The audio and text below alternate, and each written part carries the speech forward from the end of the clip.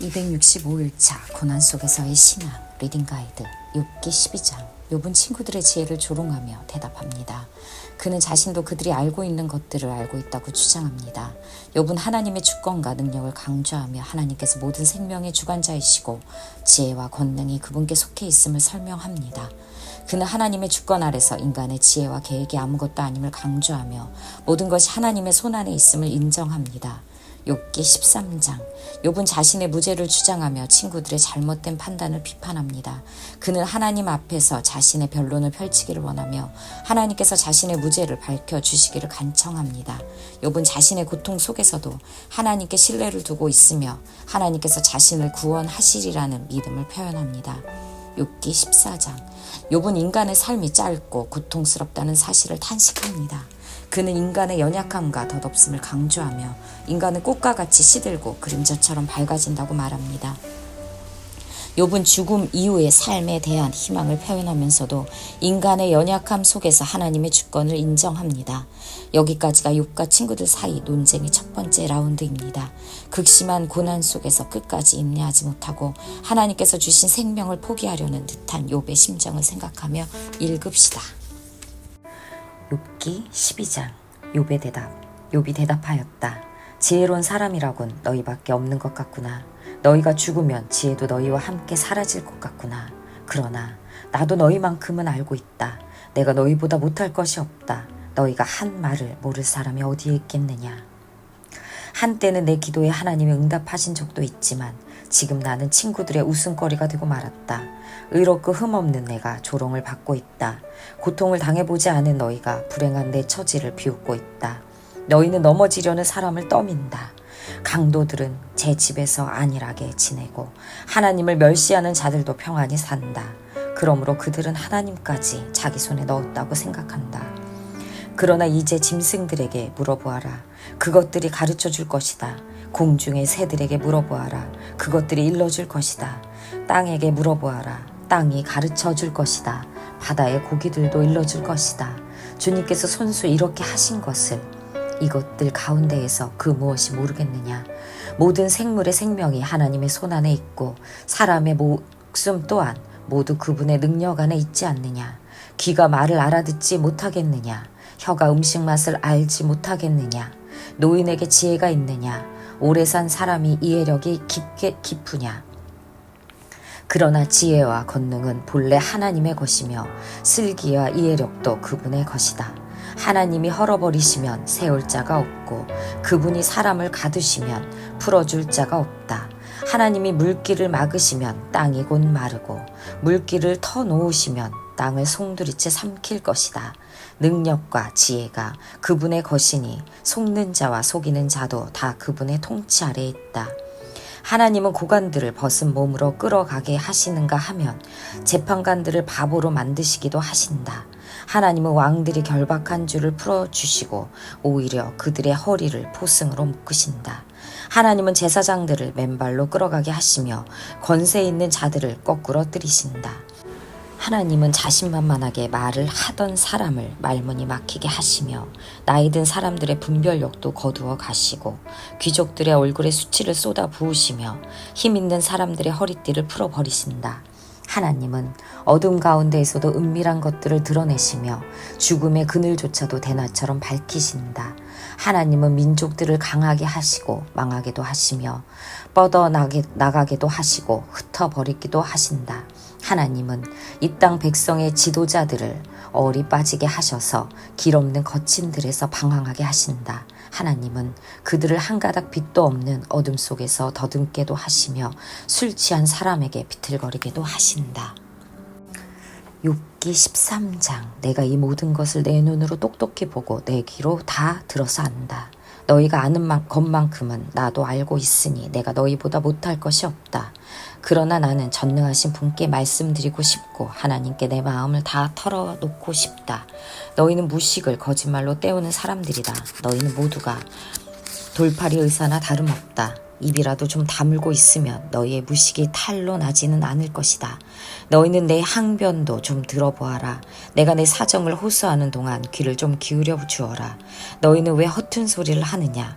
너희는 하나님을 위한다는 것을 빌미 삼아 알맹이도 없는 말을 하느냐? 법정에서 하나님을 변호할 셈이냐? 하나님을 변호하려고 논쟁을 할 셈이냐? 하나님이 너희를 자세히 조사하셔도 좋겠느냐? 너희가 사람을 속이듯 그렇게 그분을 속일 수 있을 것 같으냐? 거짓말로 나를 고발하면 그분께서 너희의 속마음을 여지없이 폭로하실 것이다. 그분의 존엄하심이 너희에게 두려움이 될 것이며 그분에 대한 두려움이 너희를 사로잡을 것이다. 너희의 격언은 한낱 쓸모없는 잡담일 뿐이고 너희의 논쟁은 흙벽에 써놓은 답변에 불과하다. 이제는 좀 입을 다물고 내가 말할 기회를 좀 주어라. 결과가 어찌 되든지 그것은 내가 책임지겠다. 나라고 해서 어찌 이를 악물고서라도 내 생명을 스스로 지키려 하지 않겠느냐. 하나님이 나를 죽이려고 하셔도 나로서는 잃을 것이 없다. 그러나 내 사정만은 그분께 아뢰겠다. 적어도 이렇게 하는 것이 내게는 구원을 얻는 길이 될 것이다. 사악한 자는 그분 앞에 감히 나서지도 못할 것이다. 너희는 이제 내가 하는 말에 귀를 기울여라. 내가 하는 말을 귀담아 들어라. 나를 좀 보아라. 나는 이제 말할 준비가 되어 있다. 내게는 내가 죄가 없다는 확신이 있다. 하나님, 나를 고발하시겠습니까? 그러면 나는 조용히 입을 다물고 죽을 각오를 하고 있겠습니다. 내가 하나님께 바라는 것은 두 가지밖에 없습니다. 그것을 들어주시면 내가 주님을 피하지 않겠습니다. 나를 치시는 그 손을 거두어 주시고 제발 내가 이렇게 두려워 떨지 않게 해 주십시오. 하나님, 하나님께서 먼저 말씀하시면 내가 대답하겠습니다. 그렇지 않으시면 내가 먼저 말씀드리게 해 주십시오. 주님께서 내게 대답해 주십시오. 내가 지은 죄가 무엇입니까? 내가 무슨 잘못을 저질렀습니까? 내가 어떤 범죄에 연루되어 있습니까? 어찌하여 주님께서 나를 피하십니까? 어찌하여 주님께서 나를 원수로 여기십니까? 주님께서는 줄곧 나를 위협하시렵니까? 나는 바람에 날리는 나뭇잎 같을 뿐입니다. 주님께서는 지금 마른 지푸라기 같은 나를 공격하고 계십니다. 주님께서는 지금 내가 어릴 때 한 일까지도 다 들춰내시면서 나를 고발하십니다. 내 발에 착고를 채우시고 내가 가는 모든 길을 낱낱이 지켜보시며 발바닥 닿는 자국까지 다 조사하고 계십니다. 그래서 저는 썩은 물건과도 같고 좀 먹은 의복과도 같습니다. 욥기 14장. 여인에게서 태어난 사람은 그 사는 날이 짧은 데다가 그 생애마저 괴로움만으로 가득 차 있습니다. 피었다가 곧 시드는 꽃과 같이 그림자같이 사라져서 멈추어 서지를 못합니다. 주님께서는 이렇게 미미한 것을 눈여겨 살피시겠다는 겁니까? 더욱이 저와 같은 것을 심판대로 데리고 가셔서 심판하시겠다는 겁니까?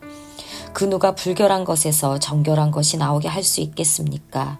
아무도 그렇게 할 수 없습니다. 인생이 살아갈 날수는 미리 정해져 있고 그 달수도 주님께서는 다 헤아리고 계십니다. 주님께서는 사람이 더 이상 넘어갈 수 없는 한계를 정하셨습니다. 그러므로 사람에게서 눈을 돌리셔서 그가 숨을 좀 돌리게 하시고 자기가 살아남은 시간을 품꾼 만큼이라도 한번 마음껏 살게 해 주십시오. 한 그루 나무에도 희망이 있습니다. 찍혀도 다시 움이 돋아나고 그 가지가 끊임없이 자라고 비록 그 뿌리가 땅속에서 늙어서 그 그루터기가 흙에 묻혀 죽어도 물기운만 들어가면 다시 싹이 나며 새로 심은 듯이 가지를 뻗습니다. 그러나 아무리 힘센 사람이라도 한번 죽으면 사라지게 되어 있고 숨을 거두면 그가 어디에 있는지도 모르게 됩니다. 물이 말라버린 강처럼 바닥이 드러난 호수처럼 사람도 죽습니다. 죽었다 하면 다시 일어나지 못합니다. 하늘이 없어지면 없어질까 죽은 사람이 눈을 뜨지는 못합니다. 차라리 나를 스올에 감추어 두실 수는 없으십니까? 주님의 진노가 가실 때까지만이라도 나를 숨겨주시고 기한을 정해두셨다가 뒷날에 다시 기억해 주실 수는 없습니까? 아무리 대장부라도 죽으면 그만입니다. 그러므로 나는 더 좋은 때를 기다리겠습니다. 이 고난의 때가 지나기까지 기다리겠습니다. 그때 주님께서 나를 불러주시면 내가 대답하겠습니다. 주님께서도 손수 지으신 나를 보시고 기뻐하실 것입니다. 그러므로 지금은 주님께서 내 모든 걸음걸음을 세고 계시지만 그때에는 내 죄를 살피지 않으실 것입니다. 주님께서는 내 허물을 자루에 넣어 봉하시고 내 잘못을 덮어주실 것입니다.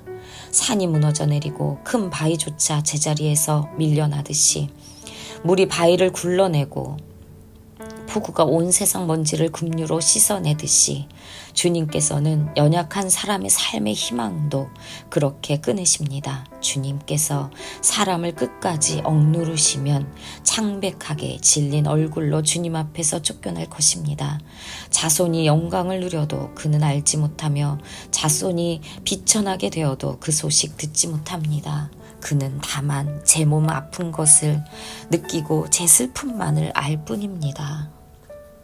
원벌스 그가 나를 죽이시리니 내가 희망이 없노라. 그러나 그의 앞에서 내 행위를 아뢰리라. 욥기 13장 15절 말씀. 인사이트. 아무것도 우리를 하나님의 사랑에서 끊을 수 없습니다. 비록 우리가 이 세상에서 죽임을 당할지라도 우리는 항상 그분을 희망할 수 있습니다. 예수님을 믿는 모든 사람에게 고통과 죽음은 끝이 아닙니다. 그 무엇이 우리를 향하신 하나님의 사랑을 갈라놓을 수 있겠습니까? 절대 있을 수 없습니다. 고생도 난간도 증오도 배고픔도 노숙도 위협도 협박도 심지어 성경에 나오는 최악의 죄들도 마찬가지입니다. 당신을 증오하는 자들은 눈 하나 깜빡 않고 우리를 죽입니다. 그들의 손쉬운 표적인 우리는 하나씩 처치됩니다.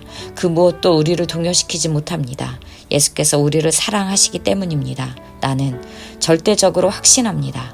그 무엇도 산 것이든 죽은 것이든 천사적인 것이든 악마적인 것이든 현재 것이든 장래 것이든 높은 것이든 낮은 것이든 생각할 수 있는 것이든 생각할 수 없는 것이든 절대적으로 그 무엇도 우리를 하나님의 사랑에서 떼어놓을 수 없습니다. 우리 주 예수께서 우리를 꼭 품어 안고 계시기 때문입니다.